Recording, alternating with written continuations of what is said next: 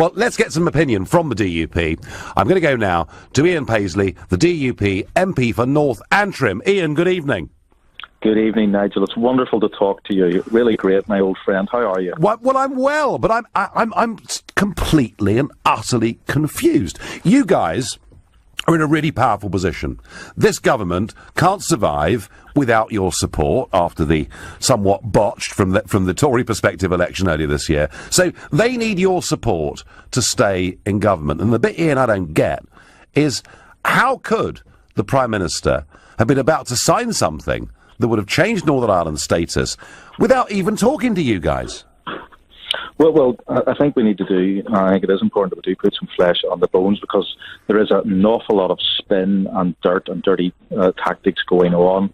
And I think that it's important to clear the air on some of that. To be fair, I know you have your differences with the Prime Minister, but to be fair, just a bit. Prime Minister, the Prime Minister did hold the line today, and I've no doubt that there were officials, that there were people from Dublin overplaying their hand and trying to exert muscle and control, and they failed.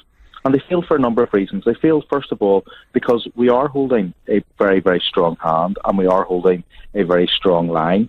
But we also, as you will know, Nigel, Ulster men and Ulster women demonstrate their mettle today. We do not believe in knee-jerk reactions, in quick negotiations, and we're not pushover unionists. We believe in taking our time and getting it right, because one thing's going to be clear. When we leave the European Union on that glorious day, every single constituent part of the United Kingdom is leaving on the same terms and the same conditions. There's not going to be a difference between Northern Ireland and the rest of the UK, because that would weaken the entirety of the Union. Scotland would clamour for the same arrangement. Wales, parts of London. Of course. A complete mess. It would be a spaghetti. It would be a disaster. But I mean, you know, you mentioned the Prime Minister, and perhaps you've got some more time for her than I have. But I mean, did you think, Ian, when you were campaigning and you and I shared platforms in that referendum, did you think that as a result of us voting to leave, we'd finish up paying a leaving bill of nearly £50 billion? Well, we haven't got all of the detail of that yet. I'm prepared to wait until the end of the negotiations before I cast judgment. Now you're doing a brilliant job, Nigel, in terms of exposing and keeping pressure on them at that land. You'll know that my job politically is to make sure that, let's see where this negotiation goes. Let's put down our red lines privately as well. Let's work on issues and put on our influence and try and assert that influence behind the scenes. And then when the final deal comes, let's look at it. Now, I agree with you, and I agree with the other position. People do not want to pay any more than is due to the EU. But if there is something that we need to pay that is fair and reasonable and accounts for what we do actually owe, then I'm up for a discussion on that, and I'm up for a fair deal. Because in any divorce arrangement, there's always going to be some things which you don't like, but at the end of the day, we are leaving, and we're going to leave on the best terms to the United Kingdom. Well, I've got a very good view on this. If we don't get a good deal, Nigel, we leave and we go for WTO. That's my position. That's a position I've had for a long time, and that's where we need to be. But if that's where we need to be if this does not work out. But I'm prepared to go with these negotiations and try and get us the best deal. And remember, we've been in negotiations before. I often joke, I negotiated with the IRA and got them to support the police. That was a pretty good result.